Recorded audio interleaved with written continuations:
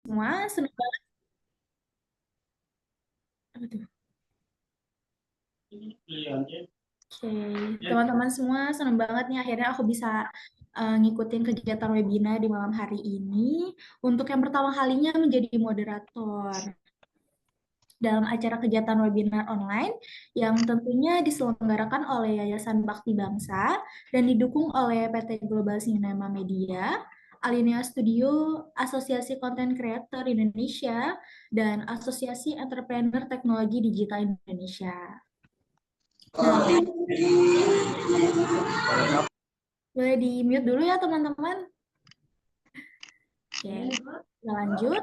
Untuk tujuan webinar kita pada malam hari ini adalah meningkatkan produktivitas. Boleh di-mute dulu teman-teman. Pokoknya gak kedengeran buat teman-teman yang lainnya. Nah, untuk tujuan webinar pada malam hari ini adalah meningkatkan produktivitas milenial. Dan pasti di sini banyak juga Gen Z ya, teman-teman. Oke, sesuai dengan temanya pada malam hari ini adalah pengembangan bisnis dengan materi yang berisi pengenalan serta cara untuk memulai bisnis yang sustainable di era digital.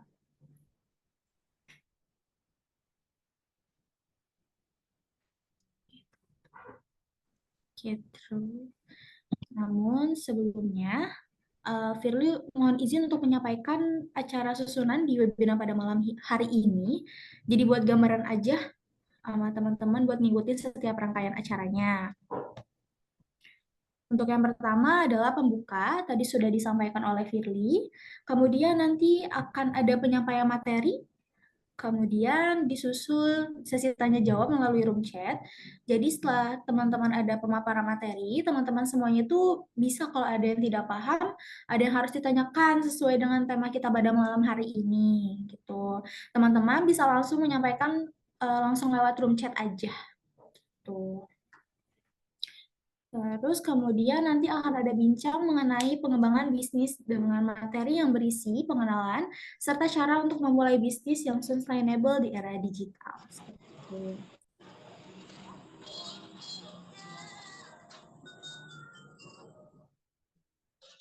Ini bisa, Le. Teman-teman buat yang hadir malam hari ini boleh di absen dulu ya dari uh, nama sama dari mana aja kalian. Oke, kita lanjut. Kemudian nanti setelah ada Q&A, kita ada sesi dokumentasi, teman-teman. Setelah dokumentasi ada pemaparan materi. Lalu untuk dokumentasinya nanti teman-teman akan on cam untuk pemaparannya. Lalu setelah dokumentasi kita ada penutupan. Seperti itu. Nah, lalu untuk teman-teman semua yang sudah hadir di webinar pada malam hari ini, dihimbau sangat untuk bisa mengikuti sampai selesai, karena di penghujung acara nanti akan ada, kita akan share link presensinya. Jadi untuk itu berkaitan dengan sertifikat buat teman-teman yang sudah mengikuti webinar, nanti akan dapat sertifikat seperti itu. Adanya di penghujung acara ya teman-teman.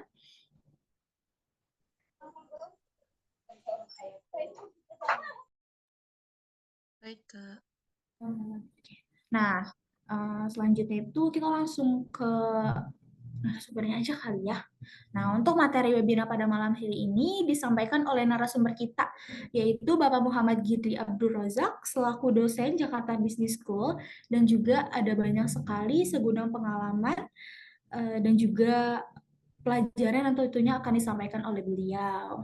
Oke, kita langsung aja untuk CV-nya Bapak Gidri Abdul Razak. Untuk admin boleh dibantu untuk tampilkan profilnya Bapak narasumber.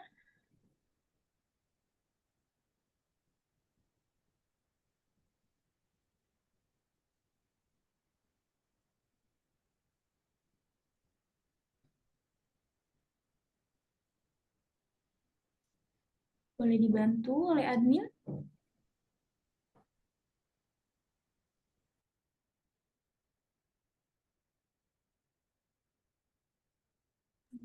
Nah, ini udah ada Bapak Gidrinya. Halo Bapak, selamat malam. Malam. Selamat malam. Gimana nih Malam. Bapak kabarnya? Sehat? Alhamdulillah sehat, baik. Alhamdulillah. Sudah siap Bapak untuk menampilkan atau memaparkan materi pada malam hari ini? Ya, insya Allah sudah siap. Oh, sudah diizinkan. Sebenarnya. Oke, sudah siap Bapaknya untuk mengikuti atau memaparkan materi. Nah, untuk CV Bapaknya sudah terlihat ya buat teman-teman. Nah, ini adalah narasumber kita untuk malam hari ini. Jadi teman-teman bisa dilihat di situ ada Bapak CV-nya Muhammad Gidri Abdul Razak. Bapak Gidri ini ternyata lulusan dari Institut Teknologi Bandung ya. Untuk S1-nya itu ternyata jadi sarjana teknik pada tahun 2017 dan dilanjut Magister Administrasi Bisnis pada tahun 2020 dan lulusnya pada tahun 2022. Dan bisa kita lihat di situ juga ada pengalaman pekerjaannya. Ternyata salah satu pendiri bisnis fashion berbahan kulit bertajuk Ginding Letter. Dan sebelumnya pada tahun 2017 sampai 2018 menjadi marketing eksekutif di PT Sartoner Filtrasi Indonesia. Seperti itu. Dan bisa dilihat juga skill kemampuan dari Bapak Gidri itu mahir dalam Microsoft Office Word, memahami fungsi dasar pada Microsoft Office Excel, dasar Adobe Premiere, Photoshop, Canva, dan Figma. Jadi Bapaknya bisa ngedit ya, Pak? Jadi teman-teman kalau misalnya pengen nanya-nanya, mungkin bisa langsung chat nomor yang ada di CV-nya Bapak Gidri aja ya, Pak. Wah, mungkin itu singkatan perkenalan dari Bapak Gidri untuk tidak usah lama-lama lagi kali ya. Kita langsung aja untuk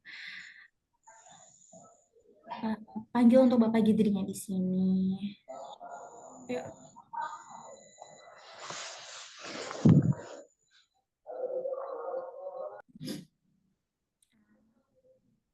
Bapak, untuk malam hari ini kita langsung aja kali ya pemaparan materinya.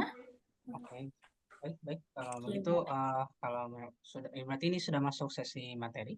iya betul Bapak. Silahkan Bapak Gidri. Oke, saya izin untuk share screen ya. Ya, silahkan Bapak. Oke, suara saya sudah terdengar cukup jelas. Sudah jelas Bapak? Sudah. Oke, kalau begitu mari kita mulai. Assalamualaikum warahmatullahi wabarakatuh. Waalaikumsalam warahmatullahi Selamat wabarakatuh. malam teman-teman semuanya peserta webinar pada malam hari ini yang dilaksanakan oleh Yayasan Bakti Bangsa dengan judul Gen Z mau jadi bos, begini caranya punya bisnis yang sustainable ya. Jadi pada malam hari ini bahasannya akan berdiri seputar bagaimana apa namanya kita teman-teman gitu ya sebagai Gen Z, karena saya kebetulan sudah lewat ya, jadi saya sudah bukan Gen Z, dan bagaimana Gen Z menghadapi ya yang kalau di tema yang diberikan pada saya itu adalah Gen Z sebagai bagian dari bonus demografi masa depan Indonesia. Nah, kemudian eh, dan setelah bahas itu kita akan lihat di era digital yang semakin luas ini ada opportunity apa aja yang bisa teman-teman ambil gitu ya sebagai apa namanya eh, sebagai teman apa mereka yang apa sebagai orang-orang yang pengen masuk ke dunia bisnis. Dan yang terakhir adalah di sini dispesifikkan ya bisnis yang sustainable. Jadi kita juga nanti akan sedikit membahas gitu ya. Ya cuman kita menjadi seorang pebisnis, nggak cuma kita menjadi seorang bos, tapi bagaimana bisnis kita itu adalah menjadi bisnis yang berkelanjutan gitu. Tuh, jadi langsung aja kita mulai ya materinya. Tapi sebelum ke materi, kita mungkin sedikit update CV saya dulu. Jadi dari CV yang diberikan tadi ya sudah diperkenalkan, nama saya Muhammad Kidriam Rozak. Saya lulus dari Sekolah Bisnis dan Manajemen ITB program studi Magister Administrasi Bisnis pada tahun 2022. Saya sendiri dulu pernah kerja, lalu sekarang kerja juga tapi sambil berbisnis. Saya bekerja di Jakarta Business School, sebuah sekolah bisnis yang ada di Jalan Gatot Subroto, Jakarta Selatan. Dan saya alhamdulillah diberi kepercayaan sebagai kepala program studi kewirausahaan di sana. Kemudian saya juga merupakan seorang co-founder dari sebuah bisnis fashion gitu ya, dari kulit asli bernama Ginjing Leather. Dan sekarang saya juga eh, apa namanya aktif menjadi seorang komisaris gitu ya, atau komisaris anggota dari Teaser Project. Ini adalah sebuah uh, production house multimedia yang berbasis Kota Bogor. Dan terakhir saya juga ikut menjadi seorang co-founder dari sebuah uh, perusahaan rintisan di bidang energi dengan nama Indie Energy ya. Nah, itu mungkin sedikit update CV. Jadi memang saya juga uh, kerja iya, ngajar iya, eh, apa namanya, dan bisnis juga ya. Jadi insya Allah saya punya perspektif yang cukup luas gitu ya untuk berbicara soal dunia kerja, dunia bisnis, dan dunia pendidikan. Sekarang kita mulai.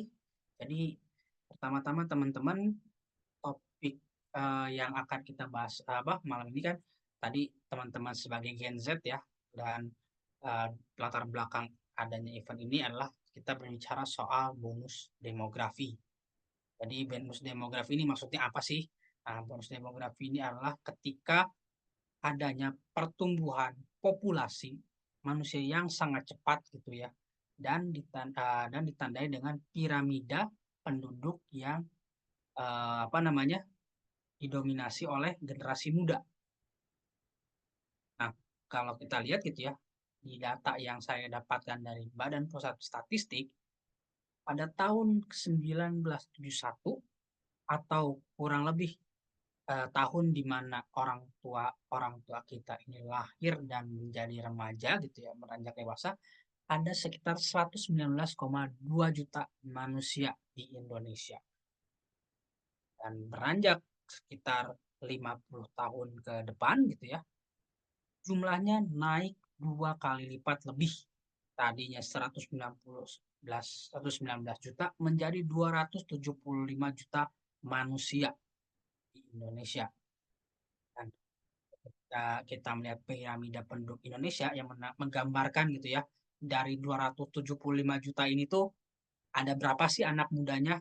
Nah, ternyata cukup banyak, dengan ditandai dengan piramida penduduk yang istilahnya besar di bawah gitu ya. Nah, besar di bawah ini berarti kita lihat di sini ada angka-angka 10, 14 tahun, 15, 19 tahun, 20, 24 tahun. Ini tuh menandakan usia penduduk, dan grafiknya ini menandakan seberapa banyak penduduk dengan umur tersebut gitu kan. Nah, kita lihat di sini pertumbuhan penduduk Indonesia nggak cuman besar gitu ya, dari orang tua kita ke zaman kita ini sampai 2 kali lipat. Artinya jumlah manusia Indonesia itu di zaman orang tua kita dikali 2 itu jadi jumlah orang saat ini. Jadi kalau andaikan setiap orang tua kita itu membelah diri, jadilah jumlahnya seperti sekarang gitu kan. Nah, kita lihat bahwa sudah mah pertumbuhannya luar biasa pesat itu ya di Indonesia, didominasi oleh usia produktif, anak-anak muda yang tenaganya masih banyak, yang ide-idenya masih liar gitu ya, yang mana itu bisa menjadi sebuah peluang besar gitu ya, akan pertumbuhan apa namanya, pertumbuhan Indonesia ke depan. Namun pertanyaannya, kita ini bonus demografi atau bom waktu demografi? Karena dengan pertumbuhan manusia yang luar biasa pesat ini, kita lihat ternyata bukannya menjadi apa namanya, menjadi anugerah gitu ya, malah banyak masalah bermunculan. Nah, Kalau dilihat itu ya, pada kurang lebih 4 tahun lalu gitu ya, tahun 2020, ada sekitar 3,6 juta orang yang menjadi lulus dari perguruan tinggi gitu ya, lulus dari perguruan tinggi atau lulus dari SMK, lulus dari program diploma yang perlu diserap oleh oleh industri gitu ya, oleh lapangan kerja. Nah, pertanyaannya 3,6 juta ini tuh setara apa sih? Sebanyak apa 3,6 juta orang yang harus masuk ke harus dapat pekerjaan gitu ya. Ternyata 3,6 juta orang itu gitu ya, itu tuh eh, setara eh, setara 50-an bank setara BRI. Jadi di sini dilihat ya di data yang berikutnya, di Agustus 2022 gitu ya, di Agustus 2022 ini itu ada 8,42 juta orang menganggur, dan 8,42 juta orang menganggur ini setara dengan 106 perusahaan sebesar BRI. Jadi kalau jumlah pengangguran di Indonesia mau dikasih pekerjaan semuanya, itu kita harus bikin perusahaan sebesar BRI tapi 106 biji. BRI aja udah besar banget. Dan kita bicara BRI ini adalah seluruh BRI, dari mulai kantor pusatnya sampai kantor cabang di desa-desa. Harus ada 100 perusahaan sebesar itu kalau mau semua pengangguran di Indonesia bekerja. Nah, itu kan data tahun 2022. Sedangkan setiap kali lulus gitu ya, ada 3,6 juta lulusan yang harus dikasih kerjaan. Ya kalau angka ini ya setara dengan separuhnya inilah. Ini berarti setiap tahun, kalau asumsinya setiap tahun tuh ada lulus sekitar 3,6 juta orang gitu ya, lulus dari kuliah, lulus dari SMK, lulus dari diploma dan segala macam. Mereka tuh harus dibuatkan perusahaan setara 50 BRI kalau mau dapat kerja semuanya. Itu relatif tidak mungkin kan. Satu BRI aja bikinnya bukan main susahnya, apalagi disuruh bikin 50 setahun. Anggaplah ada yang ada yang pensiun segala macam, tapi kita lihat jumlah penduduk di orang tua kita gitu ya, itu tuh separuhnya kita. Berarti bisa dibilang ketika ada 3,6 juta orang lulus dan butuh pekerjaan, yang pensiun kurang lebih separuhnya. Berarti separuhnya lagi rebutan tuh buat nyari pekerjaan baru. Dan karena nggak kejar nih menyerap 3,6 juta orang yang baru lulus ini, belum lagi ditambah dengan pengangguran yang sudah ada, maka muncullah keadaan-keadaan masalah sosial seperti kemiskinan, seperti kriminalitas, seperti kalau yang sedang ramai sekarang itu adalah stunting gitu ya, permasalahan gizi kepada anak-anak gitu kan. Nah, itu semua salah satunya dikontribusikan oleh ketiadaan lapangan pekerjaan. Kalau ini terus-menerus dibiarkan, di apa di diabaikan oleh generasi muda, bisa jadi kita terjebak pada krisis seperti yang pernah terjadi di negara kita sebelumnya. Oleh karena itu,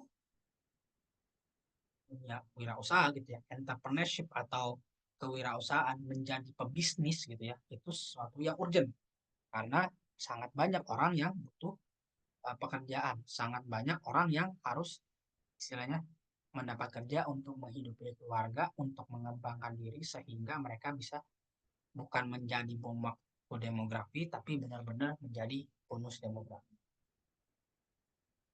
Nah, sekarang pertanyaannya mungkin singkat, kira-kira pebisnis itu apa sih? Pebisnis itu adalah orang yang menghubungkan ide dan peluang dengan produk dan atau jasa. Jadi ketika teman-teman melihat ada sebuah peluang ya, peluang untuk berbisnis misalnya tadi misalnya bisnis era digital, anggaplah berbisnis menjadi seorang eh, mungkin di bisnis digital tuh mungkin seorang digital marketer misalnya. Teman-teman melihat, oh sekarang sudah banyak apa, brand-brand yang ingin masuk ke dunia digital gitu kan. Dan teman-teman punya ide, oh kalau gitu saya bikin sama teman-teman saya kayak apa namanya, perusahaan untuk memarketingkan produk-produk eh, mulai dari UMKM sampai perusahaan besar melalui dunia digital, melalui media sosial, melalui website. Nah, inilah yang apa namanya, inilah yang namanya kerja-kerja entrepreneur. Dan entrepreneur harus mengumpulkan dan memanage sumber daya. Jadi teman-teman tidak apa ya, ada sesuatu yang tidak bisa dihindarkan gitu ya ketika teman-teman jadi entrepreneur, teman-teman harus mengumpulkan dan memanage sumber daya. Dan teman-teman sebagai entrepreneur, saya tidak apa namanya ya, tidak apa sugarcoat gitu ya, mengawang-awangkan, menghebat-hebat yang itu. Namanya entrepreneur pasti ambil resiko. Dan apa namanya? Dan seorang entrepreneur ini bukan soal bakat, tapi soal bagaimana entrepreneur ini ingin membentuk dirinya gitu ya, ingin mengarungi perjalanan gitu ya untuk menjadi apa namanya, seorang pebisnis gitu ya di dunia digital. Sekarang saya ingin mungkin sedikit kasih insight gitu ya buat teman-teman yang mungkin apa namanya, pengen gitu menjadi entrepreneur, pengen menjadi pebisnis gitu ya di era digital, tapi bingung mau mulai dari mana gitu. Nah, di sini ada dua jenis cara berpikir seorang entrepreneur dalam membuat bisnis gitu ya.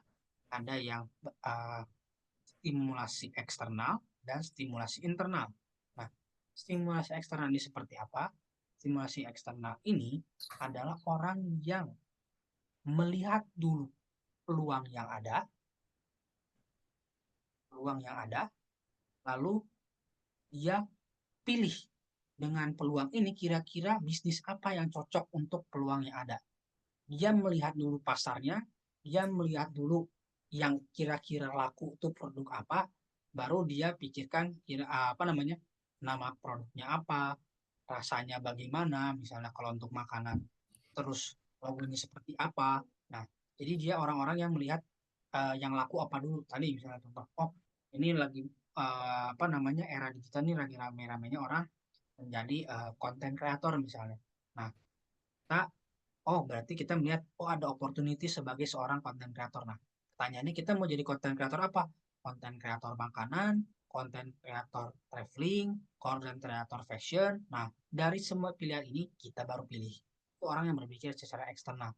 Tapi ada lagi yang kedua, dan ini yang biasanya adalah cara berpikir entrepreneur di Indonesia.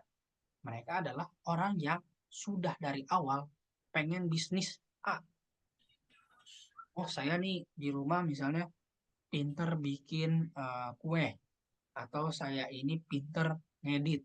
Oh, saya pinter desain. Oh, saya pinter ini. Saya mau bisnisin ini. Nah, kalau kita sudah tahu itu, nggak apa-apa. Tapi kita cari bisnis kita ini atau apa keahlian kita ini lakunya di mana? Apakah lakunya di tadi gitu ya, kita jualan ke brand gitu kan, atau justru kita lebih laku buat jadi pengajar gitu ya.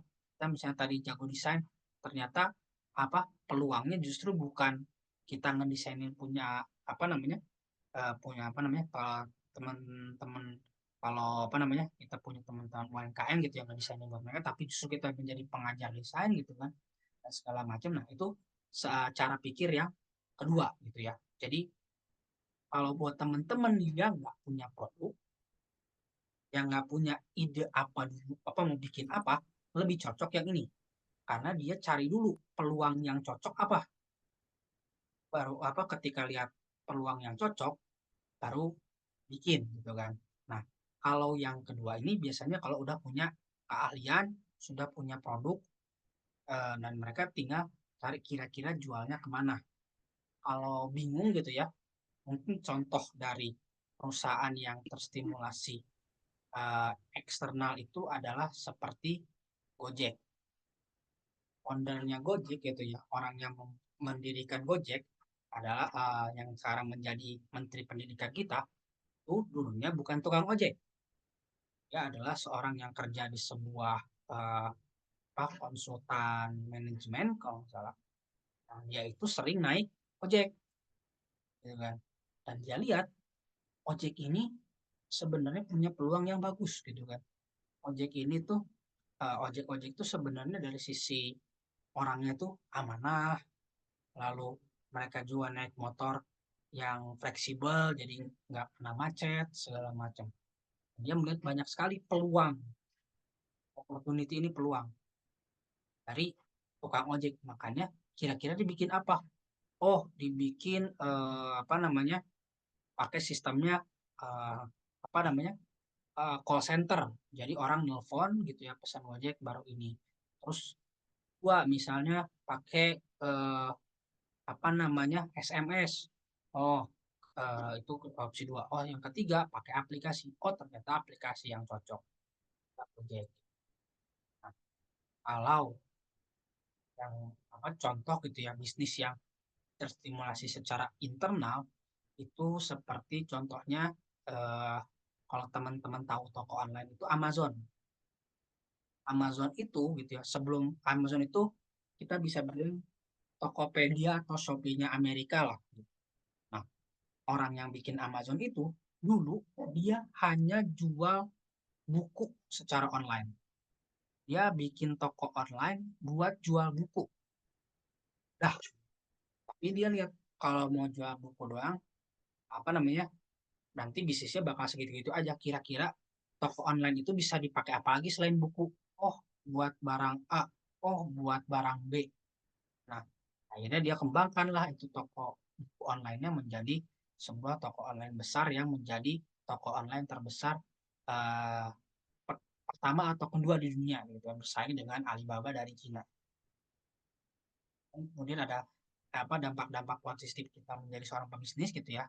Yang pertama pasti dampak ekonomi dan berkontribusi kepada perekonomian negara, kemudian menciptakan lapangan pekerjaan dan menciptakan berbagai peluang-peluang baru.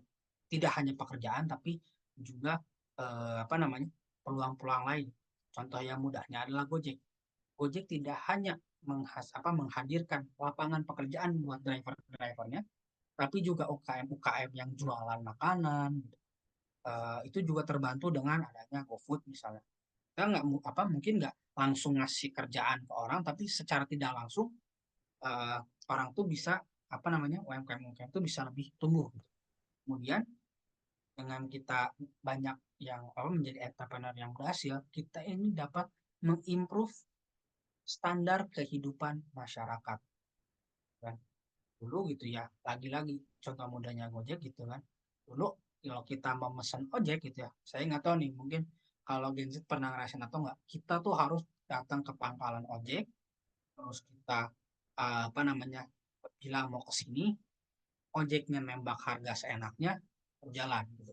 Dengan adanya Gojek, sekarang harganya jelas, apa namanya tujuannya jelas, dan ada apa ya yang mengontrol gitu ya terkait dengan apa namanya perilaku ojek-ojek dan apa namanya yang terakhir juga entrepreneurship atau kegiatan wirausaha justru bukan hanya bukan hanya bersaing dengan perusahaan besar tapi perusahaan-perusahaan besar pun bisa mendapat keuntungan gitu ya dengan banyaknya orang yang menjadi entrepreneur karena perusahaan-perusahaan besar tidak hanya berbisnis gitu ya untuk menambah keuntungannya untuk menambah apa namanya menambah besar perusahaannya tapi kalau udah perusahaan-perusahaan sudah besar dia pasti akan mencari bisnis-bisnis lain untuk diinvestasikan untuk di support dengan dana kalau kita punya bisnis yang bagus berpotensi bukan tidak mungkin ada perusahaan besar ya, yang tertarik untuk memberi kita modal lebih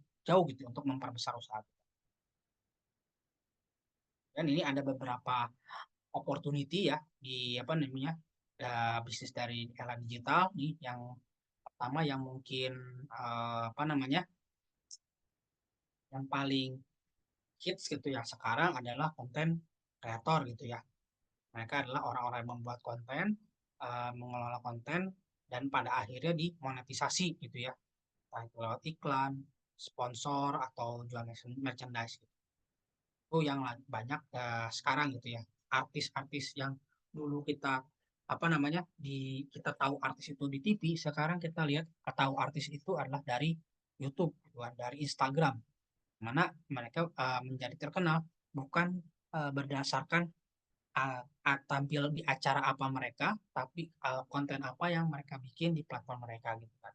Nah, kemudian ada digital marketing agency, ini adalah agensi gitu ya, atau jasa pemasaran gitu, orang yang menjualkan produk orang lain secara digital gitu kan. Nah, kalau teman-teman mau jadi ini gitu kan, yang pastinya gitu ya, teman-teman harus kuasai adalah uh, bagaimana uh, membuat men membuat, mengelola dan mendistribusikan konten gitu ya. Jadi mau itu menjadi konten kreator, mau itu menjadi digital marketing, ini berbicara soal pembuatan konten dan distribusinya serta konsistensinya gitu. Karena terkadang kalau untuk menjadi konten kreator itu kadang-kadang yang paling penting gitu ya adalah konsistensi. Konsistensi membuat konten gitu ya, entah itu sama entah itu seragam atau berbeda-beda, untuk melihat mana yang paling laku gitu kan di pasaran. Eh, dan yang terakhir juga gitu ya, baik itu content creator dan digital marketer, kita harus ada yang namanya penguasaan platform. Dengan kita menguasai platform platform digital yang ada sekarang gitu, seperti media sosial, kemudian eh, website gitu kan. Itu kita bisa jadi bisa lebih mudah gitu menentukan kita mau aktif di platform yang mana, dan konten atau bahan apa yang mau kita tawarkan gitu ya kepada masyarakat. Kemudian ada lagi yang agak berat gitu ya di bisnis di era digital. Uh, Bisnis ini relatif membutuhkan hard skill yang berat, dan adanya interaksi antara banyak pihak gitu ya. Pertama adalah app atau web atau software development gitu ya. Mereka adalah orang-orang yang mengembangkan aplikasi atau mengembangkan aplikasi misalnya seperti di smartphone, atau misalnya software di uh, komputer atau laptop, dan bisa juga dia mengembangkan game gitu ya, yang memenuhi kebutuhan pasar gitu kan. Nah, ini kalau mau teman-teman pengen masuk ke ini gitu ya, ini teman-teman perlu belajar di yang namanya coding gitu ya, belajar bahasa pemrograman. Itu sekarang sudah banyak yang menawarkan kursus gitu ya, atau bootcamp untuk teman-teman bisa bahasa pemrograman. Dengan teman-teman belajar bahasa pemrograman, teman-teman bisa perlahan-lahan gitu ya membuat aplikasi gitu ya, membuat software atau membuat website yang kalau sudah rasa dengan cocok itu bisa diluncurkan gitu ya, entah itu melalui platform aplikasi gitu ya, atau teman-teman rilis sendiri kalau misalnya itu website. Dan yang pastinya juga harus dipromosikan. Kemudian ada juga yang namanya print on demand. Dia ini mungkin bisa dibilang adalah uh, campuran antara graphic designer dengan percetakan. Jadi teman-teman menjual jasa mencetak produk seperti kaos, mug, tas, atau souvenir-souvenir gitu ya, dengan desain custom, dan teman-teman cetak ketika ada pesanan gitu ya. Jadi seperti percetakan, tapi kita juga perlu bisa mendesain gitu ya, karena kalau orang-orang pelanggan-pelanggan yang menuju ke bisnis print on demand ini biasanya nggak sedikit yang mereka ini antara tidak punya desain atau sudah punya desain tapi tidak bisa mengedit gitu. Nah, itu dibutuhkan tuh kemampuan itu. Makanya untuk orang-orang yang pengen di bisnis dan on demand itu harus bisa membuat desain. Ya, ada lagi peluang berikutnya ini yang apa namanya bisa dilakukan relatif sendirian. Pertama adalah freelance graphic designer gitu ya. Nah, mereka ya mungkin ini yang paling umum gitu ya. Bisnis di mana apa namanya teman-teman menjadi orang yang membuat desain grafis gitu ya, desain-desain visual gitu ya, dengan aplikasi-aplikasi seperti misalnya Adobe Photoshop, Adobe Illustrator, kemudian Corel Draw gitu ya, untuk membuat desain-desain visual gitu ya, yang dapat apa namanya digunakan oleh banyak pihak seperti bisnis, pemerintah, UMKM, dan bahkan konten kreator atau pebisnis digital lain gitu kan. Jadi pebisnis digital lain bisa menggunakan jasa kita juga gitu ya, untuk mendesain. Jadi bisnis yang bisa dilakukan sendirian selama bisa kita tekuni gitu ya, baik dari sisi teknis penggunaan alat maupun sisi sensitivitas kita terhadap desain gitu ya, terhadap seni. Terakhir ini yang nggak banyak orang tahu adalah virtual assistant. Itu menawarkan layanan menawarkan layanan asistensi gitu ya, membantu orang gitu ya, untuk mengerjakan berbagai pengerjaan administratif seperti manajemen email, mengatur jadwal, menjadi admin medsos, dan berbagai kerjaan administratif gitu ya, bantu ngetikin, bantu segala macam, tapi dilakukan secara virtual. Ini layanan ini cukup bergantung sama yang namanya platform-platform uh, kerjaan freelance gitu ya, Upwork, Fiverr, dan virtual assistant network di sana gitu ya teman-teman.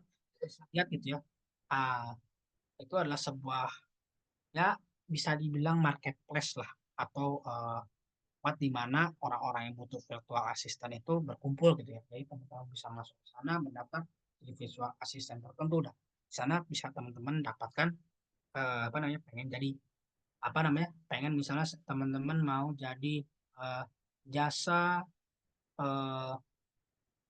apa namanya menjadi admin medsos gitu kan.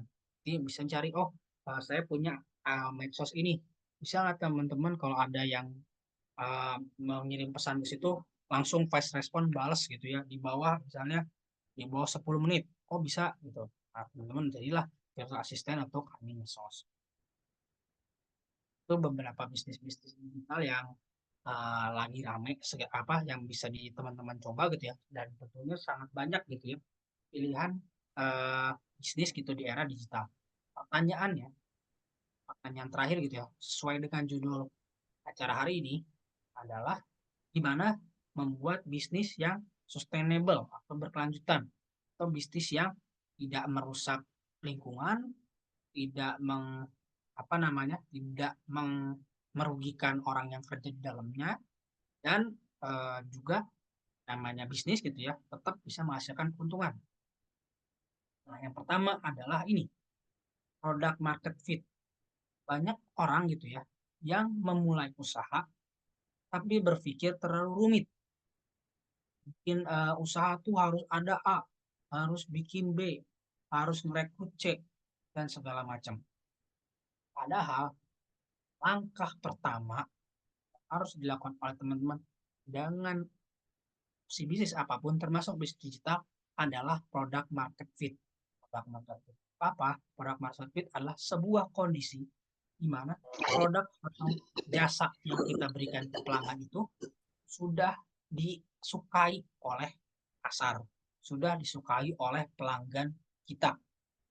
Pertanyaannya, ketika produk yang kita inikan gitu ya, misalnya kita jago edit video gitu ya, kita editin video buat teman, kita tahu dari mana dia suka editan kita atau enggak. Tahu dari mana produk kita itu sudah cukup cocok sama pasar gitu ya. Sudah cukup cocok sama orang yang pakai jasa kita. Nah, ada beberapa indikasi. Kita bahas tiga saja. Yang pertama ada repetisi. Repetisi ini apa? Repetisi ini adalah orderan berulang. Kalau teman-teman misalnya tadi gitu ya, jasa ngedit foto. Oke, kita sudah editin foto, misalnya teman butuh jasa itu, editin fotonya buat dia, kita kasih ke dia, dia bilang suka gitu ya, tapi dia nggak pernah minta editin foto kita lagi. Mungkin itu dia ngomong gitu untuk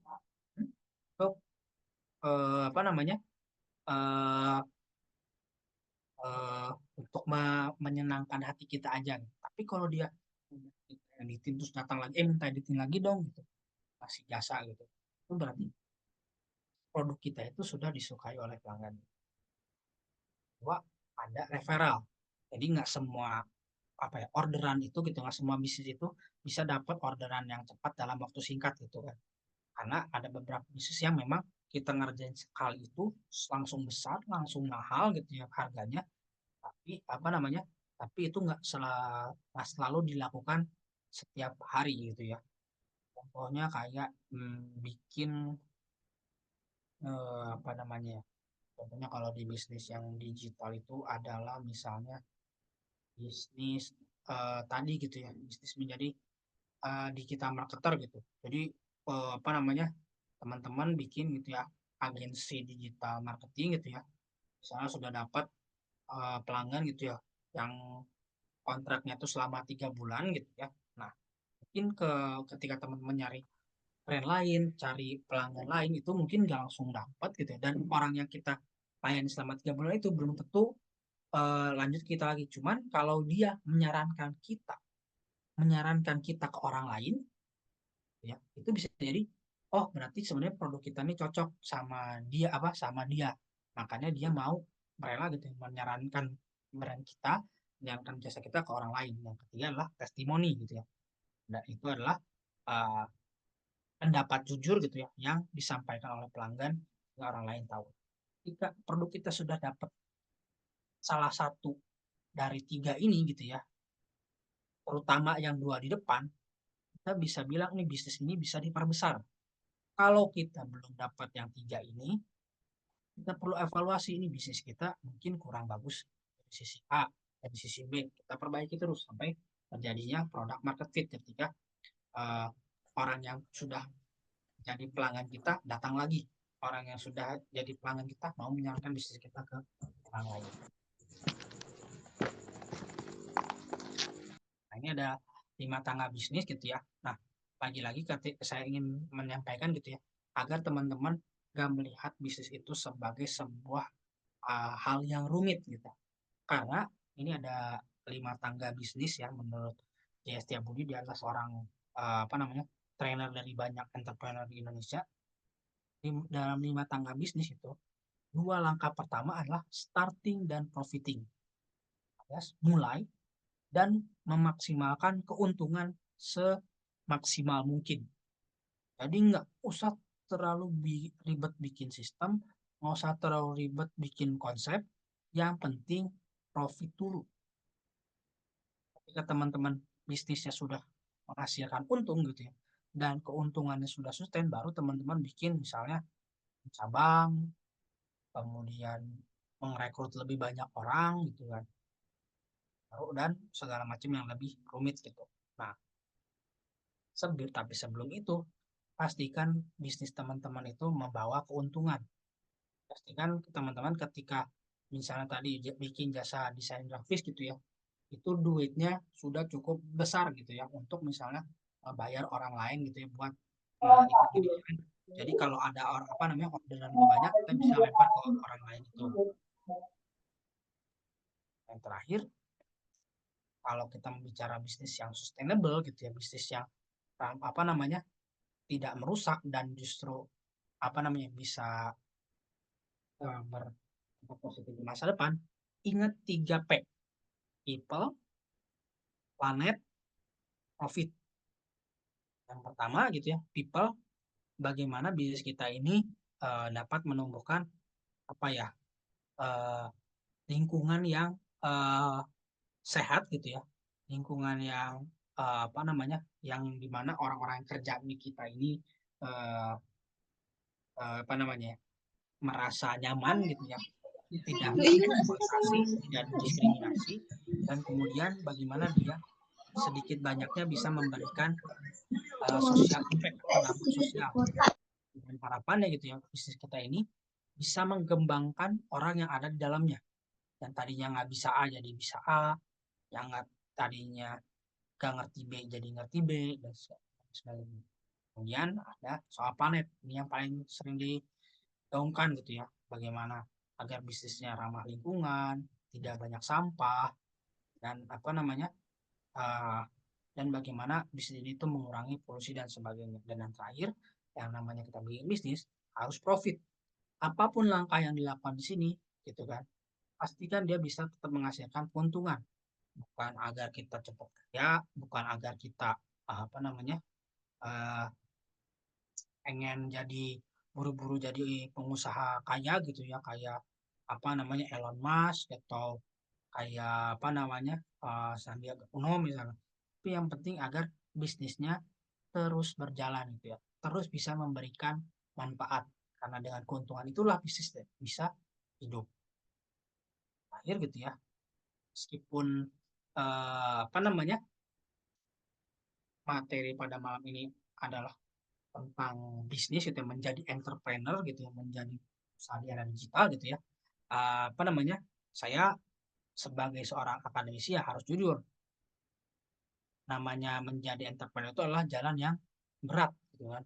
Jalan yang sangat berliku gitu kan. Dan mungkin nggak semua orang dari kita gitu ya, nggak semua orang 98 orang yang ada di sini tuh memang cocok buat jadi entrepreneur. Siapa tahu di antara kita tuh ya ujung-ujungnya ada yang kerja, ada yang mungkin menjadi seniman, ada yang jadi apa namanya freelancer, ada yang menjadi pegawai pemerintah dan semacamnya gitu. Namun jika kita berbicara tentang entrepreneur gitu ya, mindset yang harus diterapkan sebagai seorang entrepreneur dan sebaiknya diterapkan di dalam profesi lainnya adalah ini. Sebuah masyarakat akan tumbuh besar ketika orang-orang di dalamnya mau menanam pohon yang mana mereka tahu mereka tidak akan pernah merasakan teduhnya. Jadi ketika teman-teman membuat usaha, ketika teman-teman bekerja, ketika teman-teman apa namanya eh, menjadi seniman gitu ya, kalau apa pastikan gitu ya, berbicara soal sustainability adalah membuat sebuah dampak yang mungkin bukan kita yang merasakan, tapi anak-anak kita, mungkin cucu-cucu kita. Tapi kita tahu kalau mereka ingin bahagia gitu ya, kalau mereka yang di masa depan anak-anak kita itu ingin merasakan manfaat yang tidak akan ambil putusnya, kita harus rela apa nih, rela menanam benihnya. Kita harus rela menjadi yang memulai, karena banyak pebisnis juga gitu ya, banyak entrepreneur juga yang mereka merasakan benar-benar merasakan suksesnya itu ketika justru anaknya yang memegang. Mereka pebisnis itu adalah mereka yang memulai gitu ya, dan ketika bisnis akhirnya menaik gitu ya, dia udah cukup tua gitu ya untuk harus mewariskan bisnis itu ke anaknya gitu. Jadi apa namanya menjadi seorang entrepreneur yang ingin apa namanya punya bisnis yang sustainable gitu ya di dunia digital termasuk, itu bukan bicara hanya soal mendapatkan keuntungan sebesar-besarnya untuk dirinya sendiri, tapi bagaimana dia juga apa menyisihkan keuntungannya, menyisihkan apa namanya aktivitas bisnisnya tuh untuk pengembangan sumber daya manusia di masa depan. Baik, itu saja uh, apa materi yang ingin saya sampaikan. Terima kasih, saya kembalikan ke moderator. Baik, itu dia. Terima kasih untuk Pak Gidri untuk pemaparan materinya. Untuk teman-teman ada yang mau bertanya? Kalau misalnya ada yang mau bertanya, silakan untuk di room chat saja.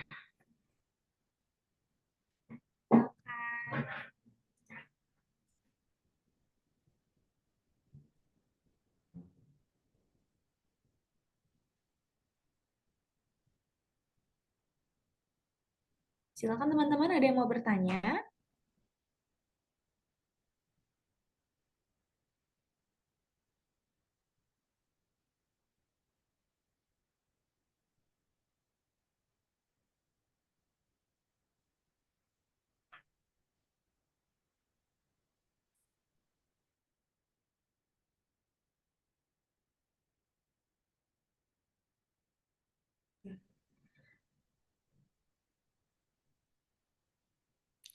Oke, baik teman-teman. Diingatkan kembali untuk link presensinya sudah ada di room chat ya. Jadi silakan kalau ada yang mau ngisi link presensinya boleh.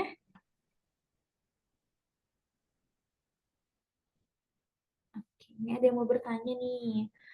Untuk menjadi entrepreneurship itu kan perlu konsisten. Tipsnya Kak supaya bisa konsisten karena selalu bermasalah di hal itu. Nah, silakan Bapak Gidri dijawab Baik, langsung. baik Mas Fajar, terima kasih atas pertanyaannya gitu ya, terkait konsistensi gitu ya menjadi seorang entrepreneur. Itu setidaknya ada uh, 3 tips ya untuk agar menjadi konsisten. Yang pertama adalah bagaimana caranya bisnis yang teman-teman jalani itu harus teman-teman sukain. Nah, kalau apa namanya? Kalau kita menjalani bisnis yang sebenarnya dari hati kita nggak suka gitu ya, itu kita akan sangat merasa tersiksa gitu kan. Tidak ada motivasi dari dalam untuk melihat gitu ya apa yang kita mulai ini menjadi besar.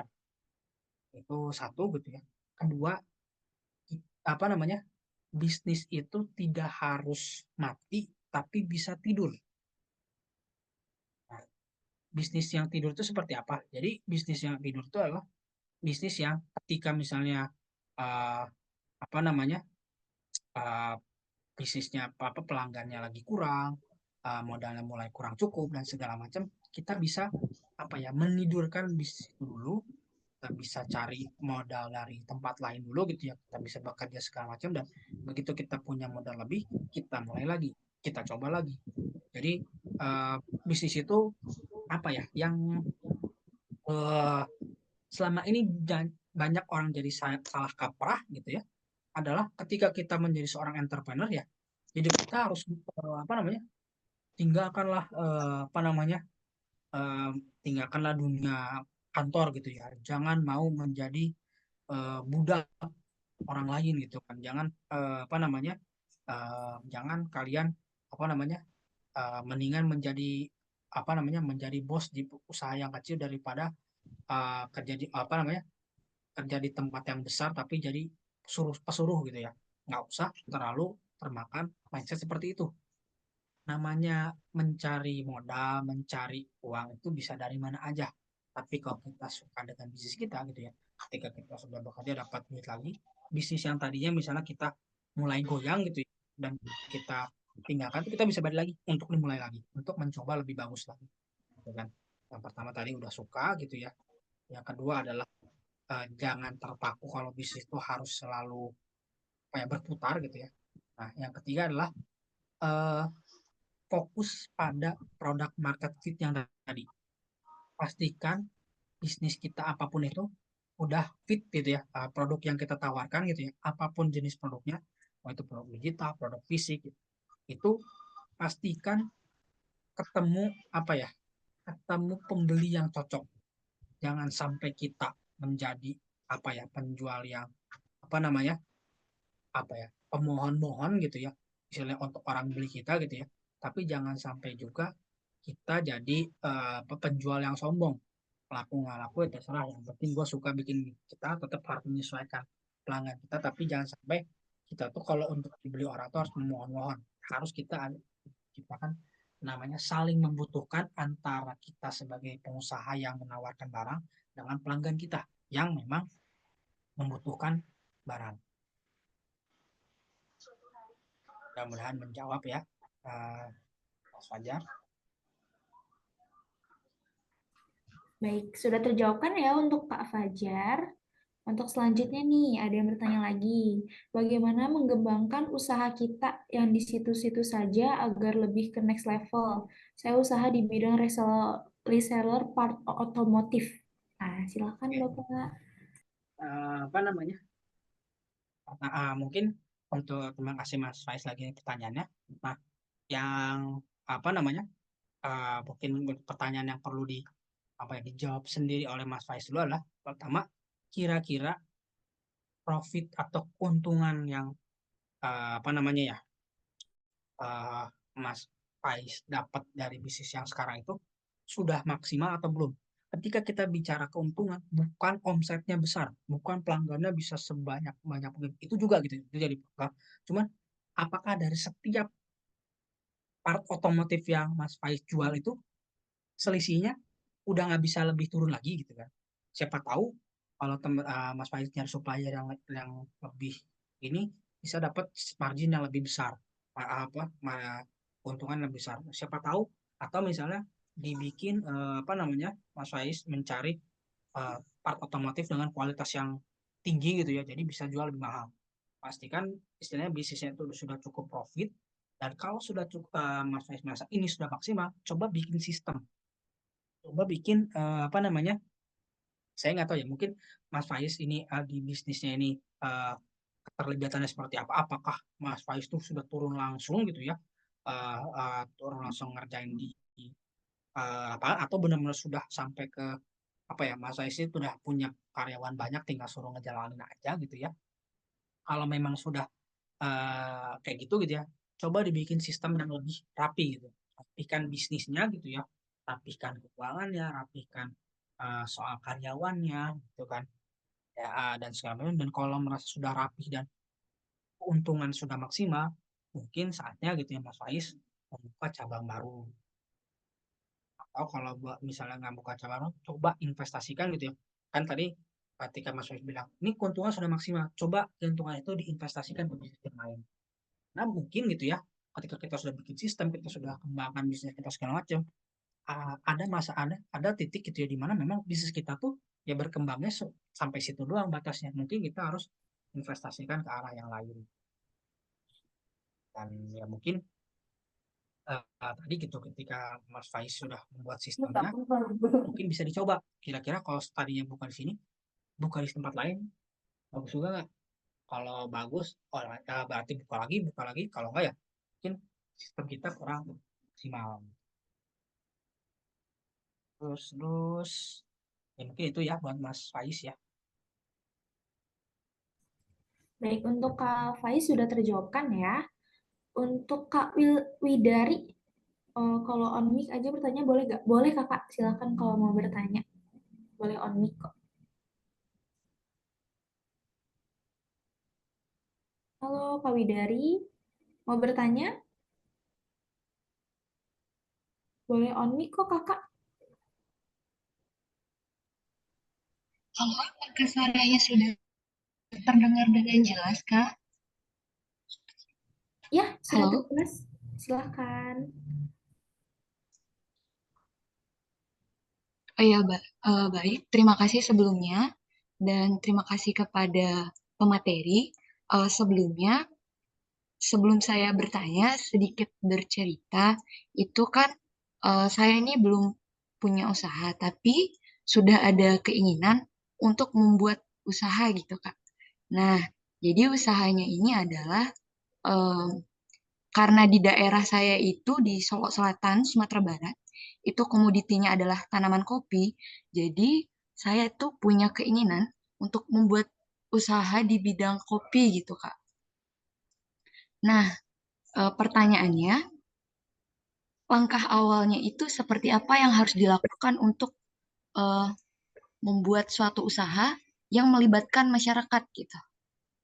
Terima kasih. Oke. Pertanyaan yang bagus ya. Langkah awalnya apa? Nah, tadi apa kalau dari eh, ini Mbak Windari ya mungkin saya panggilnya ya. Ini kalau yang saya lihat Mbak Windari ini ada di tipe yang aduh maaf. Eh, nah ini di tipe yang eh, punya pola pikir yang terstimulasi internal. Jadi di awal gitu ya sudah terpikirkan ide bisnisnya adalah kopi, betul kan? Nah, kita sudah tahu nih, oh bisnisnya kopi, kemudian melibatkan masyarakat tadi ya. Ada dua premis, bisnis kopi dan masyarakat. Ini bisnis kopinya ini di mana tempatnya? Itu ada di Solo Selatan, Pak, di Sumatera Barat. Oke, bisnisnya di Solo, kemudian kopi dan masyarakat. Nah, sekarang yang perlu dilakukan apa Mbak Dari adalah mencari opportunity yang ada. Kira-kira si kopi ini tuh cocok bisnis kopi yang melibatkan masyarakat di Solok Selatan ini cocoknya untuk apa? Satu misalnya, cocoknya biji kopinya dijual ke Jawa misalnya dalam bentuk ya biji kopi atau bubuk kopi gitu kan. Nah, itu apa namanya? Opportunity satu. Opportunity dua.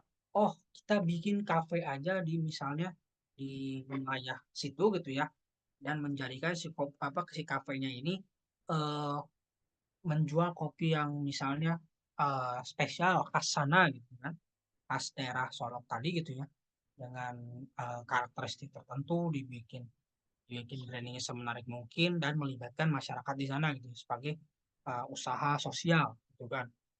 Itu opportunity dua. Nanti opportunity ketiganya bikin apa lagi gitu kan, misalnya desa wisata apa namanya kebun kopi gitu kan. Nah, terus dibikin opportunity-nya.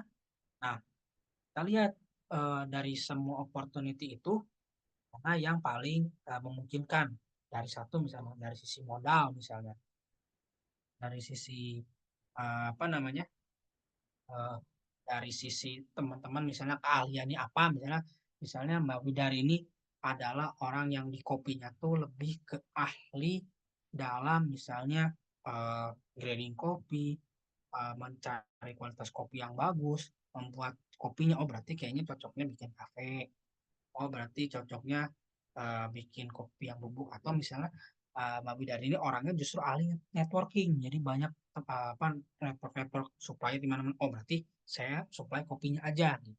Jadi yang penting tadi data dulu kira-kira bisa dibikin apa nih si kopi yang ada di situ gitu kan. Nah dari situ gitu ya pilih mana yang paling oh kalau sudah dipilih mulai dulu. Kalau gagal, oh ya udah kalau ini gagal, coba lagi opportunity yang berikutnya. Coba yang ini. Kalau sekarang yang ini gimana? Jalanin. Masuk nggak? Kalau masuk, udah berarti itu yang cocok. Semoga menjawab ya.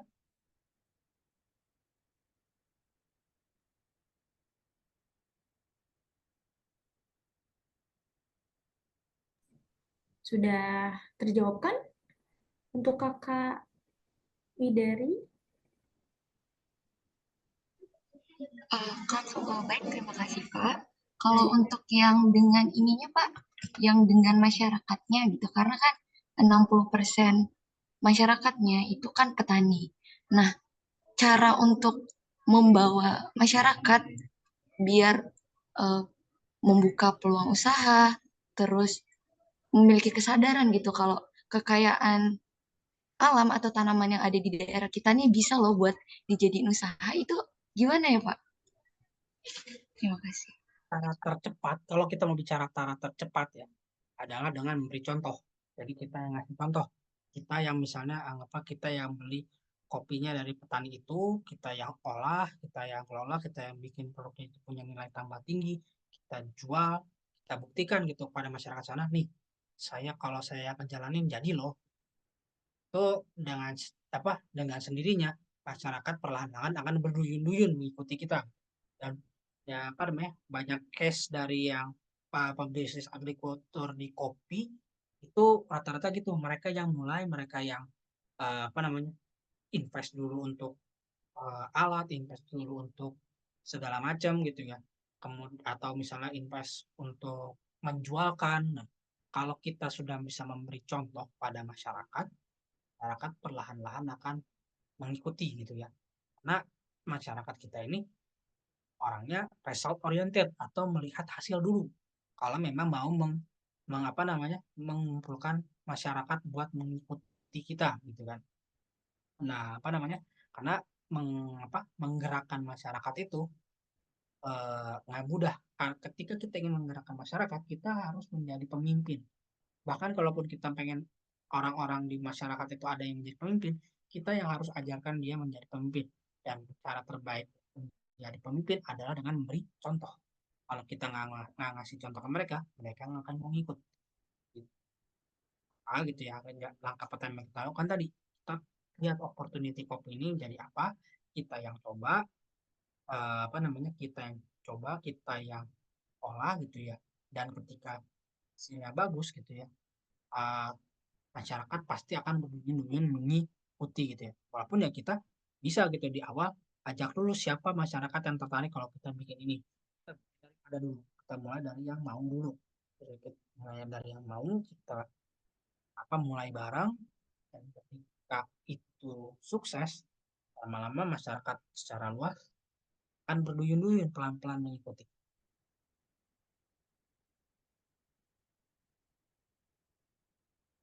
Oke, baik Pak. Terima kasih banyak atas ilmu dan informasinya. Sama-sama.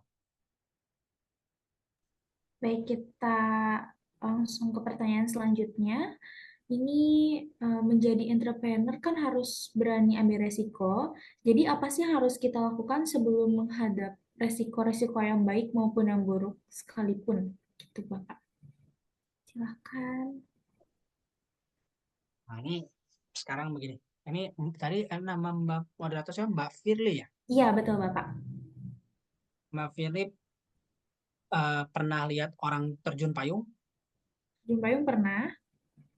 Nah, kira-kira nih ya, kalau kita datang ke seorang penerjun payung, Pak, mau nggak Bapak terjun payung gitu ya, besok, tapi nggak usah bawa parasut? Kira-kira mau nggak? Enggak lah Pak. Nah, Nanti berarti jatuh. kita tahu kan, kalau orang mau terjun payung harus bawa parasut. Ketika orang mau ambil resiko, dia harus bawa ya mitigasi, dia harus mempersiapkan langkah apa ya, langkah-langkah gitu ya ketika eh, seandainya apa yang dia coba itu gagal. Jadi gitu. Jadi apa namanya, ada gitu ya kisah menarik gitu ya. Ada seorang bandar judi di Amerika gitu ya, di era tahun berapa, 30-an 40-an gitu ya, tahun tahun 40-an gitu ya.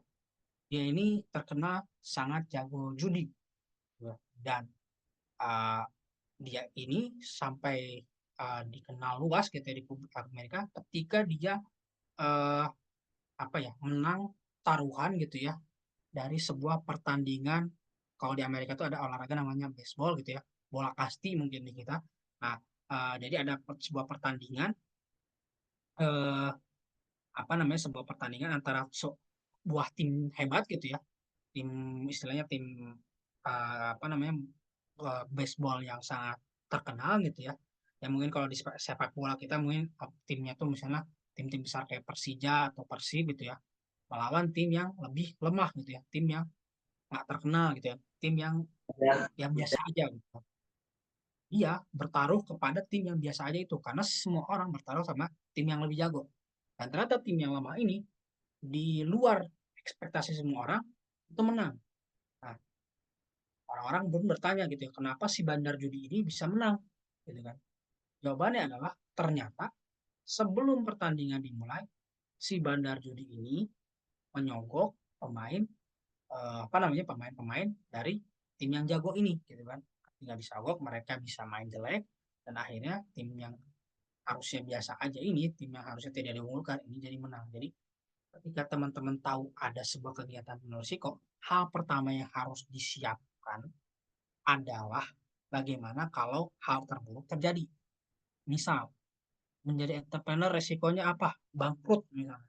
Bangkrut itu berarti misalnya eh, rugi misalnya. Bangkrut itu sebenarnya bangkrut itu sederhana sih. Bangkrut itu terjadi ketika kita tuh dan bisnis kita tuh tidak punya uang lagi misalnya. Nah, ketika bisnis kita tidak punya uang, kira-kira rencana daruratnya itu apa? Nah, kalau misalnya kita bikin rencana, kita bikin rencana menjual aset bisnis kita, terus kemudian kita punya dana darurat, terus kemudian kita juga misalnya masih punya misalnya sertifikat ahlian tertentu yang andaikan bisnisnya bangkrut kita bisa langsung kerja lagi. Nah, ya ketika kita sudah punya rencana untuk istilahnya rencana seandainya kita gagal, maka ketika kita ingin mencoba kita akan lebih lepas. Kenapa? Karena seperti penerjun payung yang dia tahu ada parasut di punggungnya, kita juga begitu kita mau bisnis kita tahu andai kita gagal, kita udah punya rencana. Karena kita tahu kita udah punya rencana, maka kita begitu pengen nyoba bisnis itu lebih lepas. Itu soal resiko ya tadi ya. Semoga menjawab. Baik, itu jawaban dari Bapak Gitri. Kita lanjut. Nah, ini pertanyaan selanjutnya. Jika saya mau memulai sebuah usaha, kira-kira apa saja yang harus diriset atau dicari tahu? Contoh, saya mau buka usaha ternak. Nah, kira-kira apa saja riset yang harus dilakukan? Terima kasih. Silakan Bapak Gitri. Nah, lagi-lagi ya, kita kalau menggunakan ini nih, kita cukup membantu gitu ya. Nah, eh, tadi apa ini Mas Rizal ini bertanya dia punya apa misalnya mau buka usaha ternak. Nah, apa saja yang harus dilakukan? Ini kan Mas Rizal ini ada orang yang berpikir secara internal ya. Jadi bisnisnya itu dia sudah punya idenya dulu. Ini sudah punya idenya dulu. Terus kalau dia udah punya ide bisnisnya apa, dia harus cari peluang.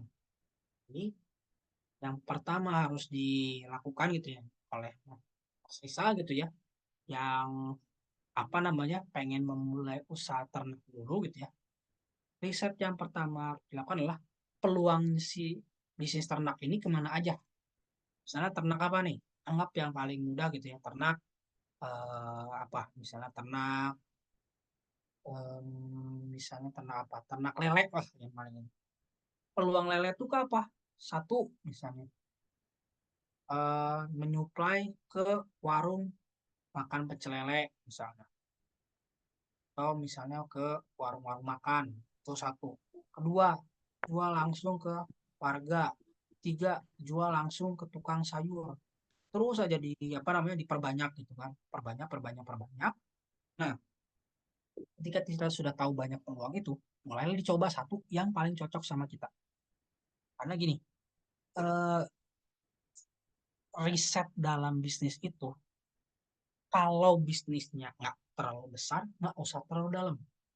Ini yang sering jadi orang, oh kita tuh harus apa, mau bisnis itu harus riset dulu yang dalam. Nggak juga. Yang penting apa? Dicoba, dirasain sendiri, bagus enggaknya. Kalau nggak bagus, lagi-lagi. Nah, karena kita sudah meriset opportunity-nya, peluang-peluangnya ada apa aja. Jadi ketika satu gagal, coba ke opportunity lain. Kalau satu gagal, coba lagi, coba lagi, coba lagi, coba lagi. Nanti kalau sudah ada yang cocok, sudah ada product market fit, sudah ada peluang yang ketika kita masuk ke sana, orang tuh rutin beli ke kita, apa namanya, mesen ke kita. Kita itu apa dapat pelanggan baru yang dikenalin sama pelanggan kita yang lama, itu sudah cocok. Sudah bisa selain bisnis itu diperbesar. Di awal nggak perlu mulai besar, yang penting mulai, tapi nggak usah besar-besar. Karena tujuan utama kita adalah apa? Mendapatkan produk market fit, mendapatkan istilahnya rumusan gitu ya, apa namanya, rumusan apa yang cocok gitu ya antara produk yang kita tawarkan dengan pelanggan kita. Contoh tadi ternak lele, kita mau bikin apa ternaknya lele yang jumbo atau yang kecil-kecil. Cobain dulu. Misalnya kita yang besar nih, besar ke warung pecel lele. Oh nggak cocok. Terus misalnya besar misalnya ke tadi misalnya jual langsung. Oh nggak cocok. Terus kemudian nawarin lagi ke apa misalnya ke restoran. Oh cocok. Oh berarti ini yang cocok. Tuh kalau ternyata lele besar nggak cocok, udah coba jangan ternak yang besar, coba ternak lele kecil. Oh masukin ke restoran, oh cocok, berarti memang kita masuknya yang paling yang kecil gitu. Kalau pada akhirnya kita harus cobain nyobain terus, karena kalau ngeriset panjang-panjang belum tentu hasil riset kita itu cocok.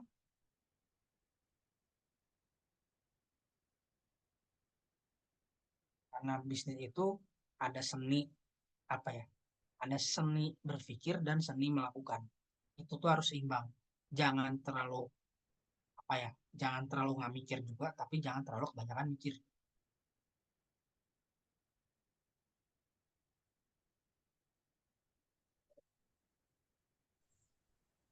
Nggak menjawab.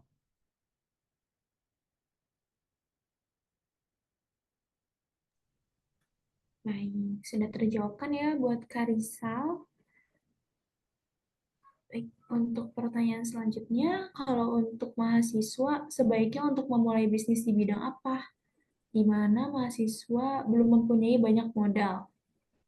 Nah, silahkan Bapak Gidri untuk menjawab pertanyaan dari Kak Irma. Bisnis yang apa untuk mahasiswa ya. Nah, bisnis yang biasanya bisa jalankan mahasiswa ini, saya sih sarannya ada dua jenis ya. Yang pertama adalah satu, mending kerja ke orang lain aja. Satu, kedua, bisnis yang mengandalkan lebih berat ke eh, jasa. Karena jasa itu modal terbesarnya adalah diri sendiri, keahlian. Kan? Misalnya bisnis yang banyak di apa namanya di ini sama di mahasiswa tuh, terutama di dunia digital tuh, misalnya bisnis bikin kalau apa ya, teman-teman mungkin tahu pendiri Facebook itu Mark Zuckerberg gitu, dia juga memulainya saat mahasiswa gitu.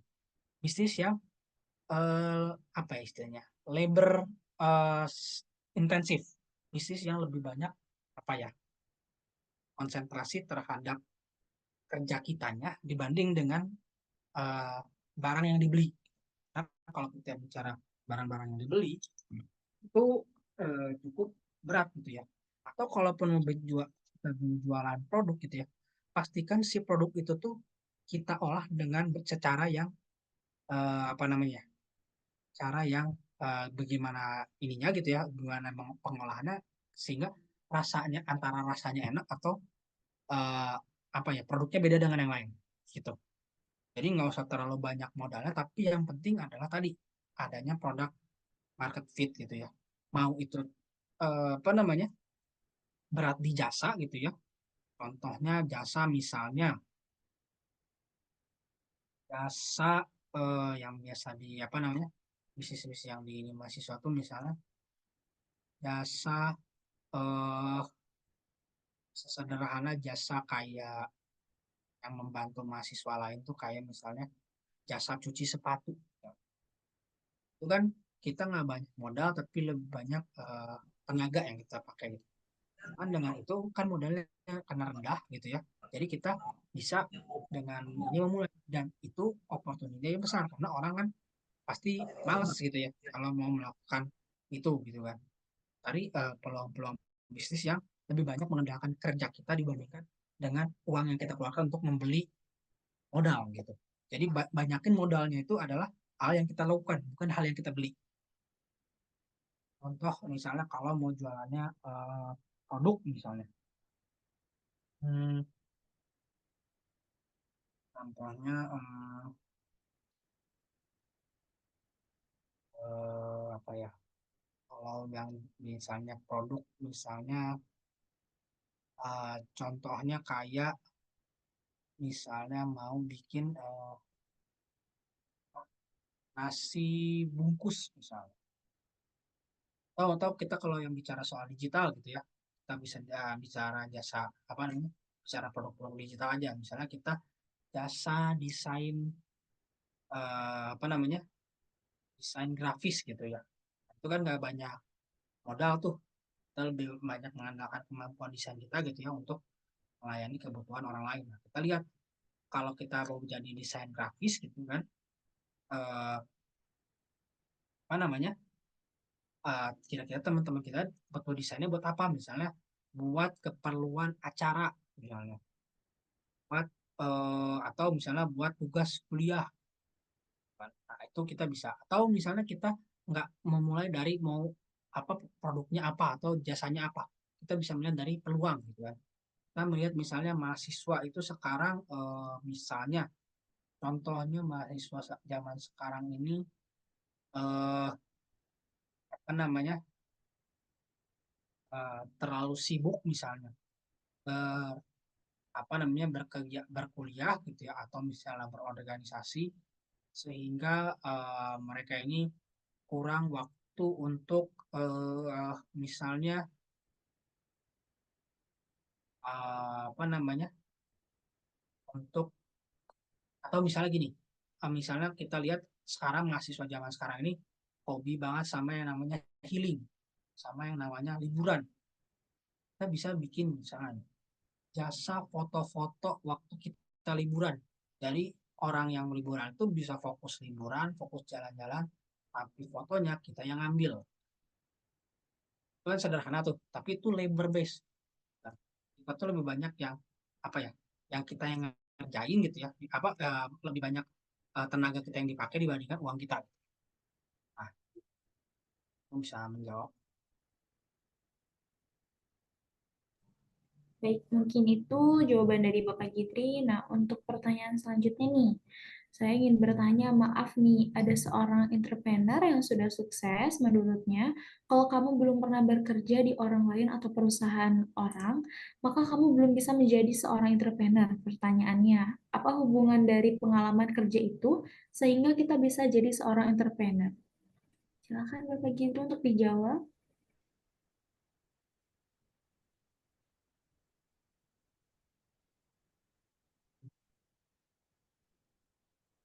Kalau kamu belum pernah bekerja di orang lain, perusahaan orang, maka kamu belum bisa menjadi seorang entrepreneur.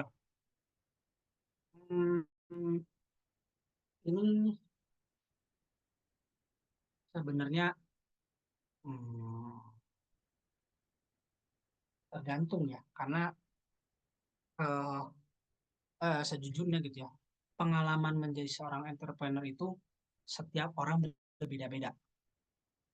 Karena begini, eh, kalau teman-teman tahu misalnya di Kota Bogor itu ada sebuah eh, apa namanya, sebuah bukan merek ya,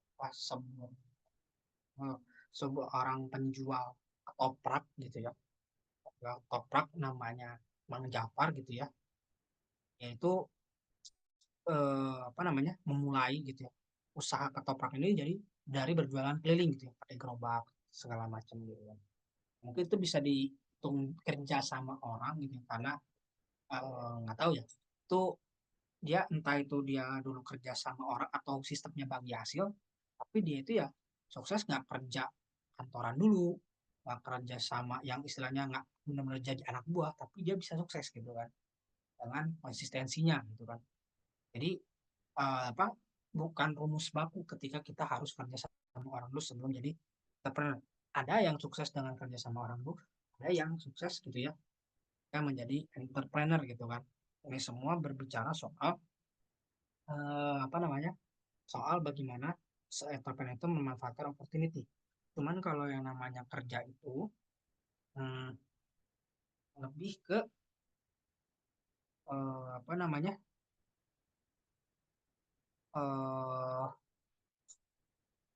apa ya, lebih ke apa ya, lebih ke jadi bagian dari eh, member ketika kita misalnya bisnisnya bermasalah atau bisnisnya gagal, seenggaknya kita punya pengalaman kerja. Nah, yang kayak gitu-gitu itu lebih ke apa ya, pengamanan pengamanan diri kita gitu ya, ketika bisnis kita bermasalah seenggaknya kita pernah kerja sama orang lain gitu ya. Itu dengan kayak gitu tuh seenggaknya kita punya bantalan gitu ya kalau bisnis kita uh, kenapa-napa gitu kan. Atau ya kalau kita ingin mempunyai insight baru gitu ya, karena mungkin kita misalnya orang yang memang memulai dari awal sudah usaha gitu ya, pengen ngerasain kerja sama orang lain untuk mendapatkan perspektif menjadi seorang pekerja, itu bisa gitu kan. Cuman nggak harus, kalau kita mau istilahnya mau nyoba dulu langsung jadi entrepreneur gitu ya, ya bisa aja gitu kan. Apa namanya, dan along the way itu kita pelajari gitu. Cuman nggak ada salahnya kita kerja sama orang lain gitu ya, seenggaknya kita tuh punya pengalaman kerja, dan pengalaman kerja tuh kita kalau ada kenapa-napa kita sudah terbukti pernah bisa kerja sama orang lain.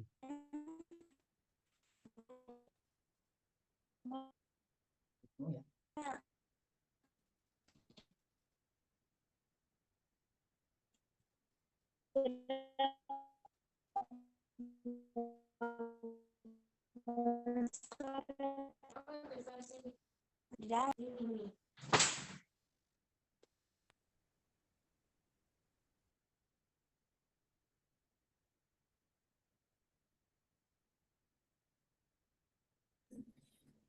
Sudah terjawabkan, Kak Ripan? Buat teman-teman, ada lagi yang mau bertanya? Kalau nggak ada, mungkin ada sedikit kesimpulan dari pemaparan materi pada malam hari ini dengan temanya pengembangan bisnis dengan materi yang berisi pengenalan serta cara untuk memulai bisnis yang sustainable di era digital. Tapi sebelum ke kesimpulannya, diingat ulang ya bahwa webinar ini rutin dilakukan yang diselenggarakan oleh PT Global Cinema Media, maaf, yang diselenggarakan oleh Yayasan Bakti Bangsa dan didukung oleh PT Global Cinema Media, Alinea Studio, Asosiasi Konten Kreator Indonesia, dan Asosiasi Entrepreneur Teknologi Digital Indonesia. Jadi kesimpulannya sangat penting ya Pak Gidri, bagaimana cara mengatur bisnis yang sustainable di era digital sekarang ini. Dan kalau misalnya mau punya bisnis yang sustainable itu harus berani ngambil resiko juga guys, dan banyak cara dan trik and triknya yang keren untuk jadi pembisnis yang hebat banget nih. Jadi jangan lupain kalau kalian harus bisa kasih impact dan positif sebagai entrepreneur di dunia bisnis sekitar kalian. Bukan begitu Bapak Gidri? Ya, betul. Nah, Usaha memberi dampak itu nggak cuma kita, tapi kalau kita di masa depan. baik. Sebelumnya nih guys, teman-teman semuanya, kalian udah tahu belum sih kalau Indonesia akan menghadapi era bonus demografi di tahun 2024, di tahun 2045. Dan sebenarnya apa sih itu bonus demografi? Jadi langsung aku jawab aja ya.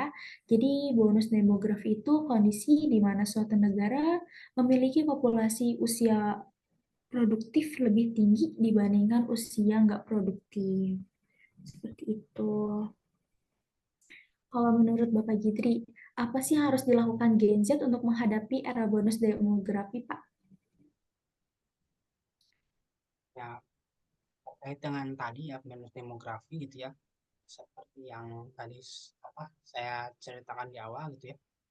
Nah, kita menghadapi bonus demografi itu eh, perlu digarisbawahi bahwa eh, yang namanya bonus demografi itu bisa jadi bom waktu gitu ya, ketika kita tidak memanfaatkannya dengan baik gitu, karena dengan banyaknya orang gitu dengan banyaknya potensi tapi tidak mampu dimanfaatkan, itu bisa malah menjadi bom waktu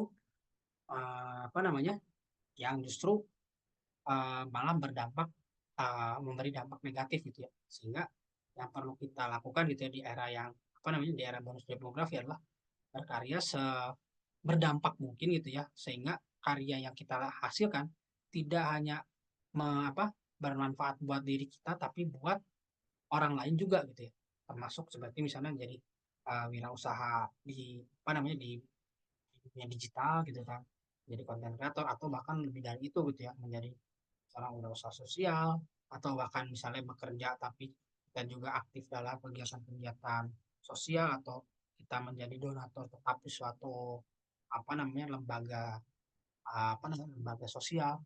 Dan masih banyak gitu ya cara agar kita ini di mana keputusan apapun gitu yang berhubungan dengan karir kita, itu kita bisa menghasilkan sesuatu yang berdampak bagi banyak orang.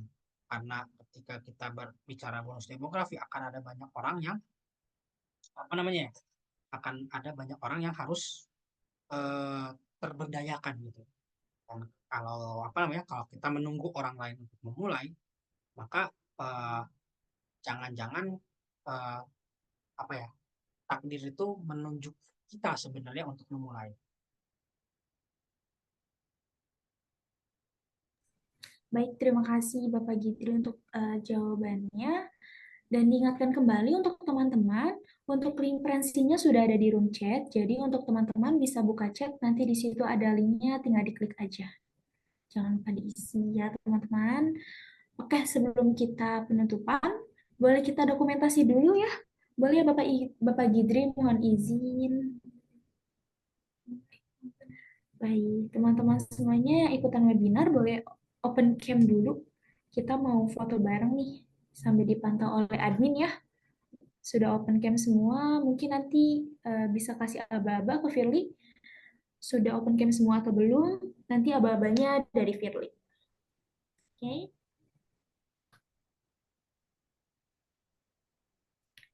Buat kakak admin, boleh dikirim lagi kak untuk link Prensinya? Atau teman-teman bisa scroll ke atas. Nah, sudah dikirim oleh kakak adminnya.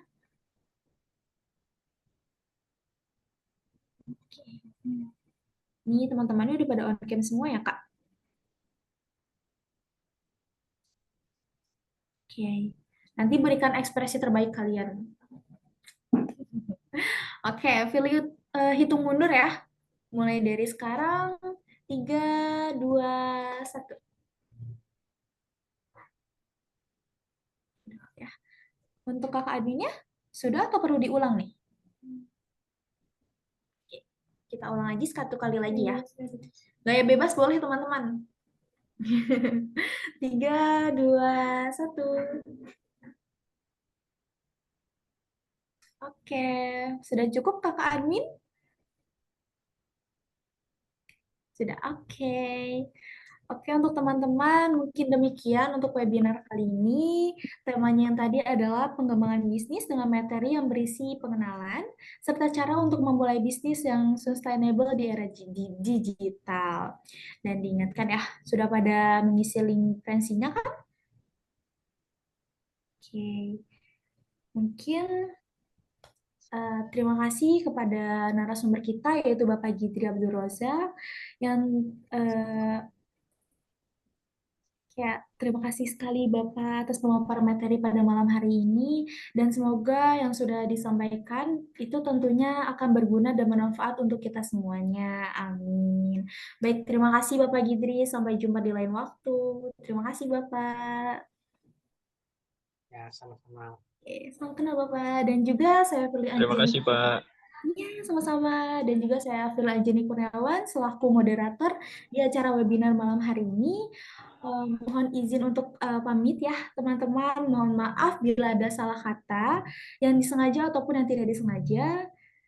Dan sampai ketemu di webinar selanjutnya. Sehat selalu semuanya. Indonesia negara hukum.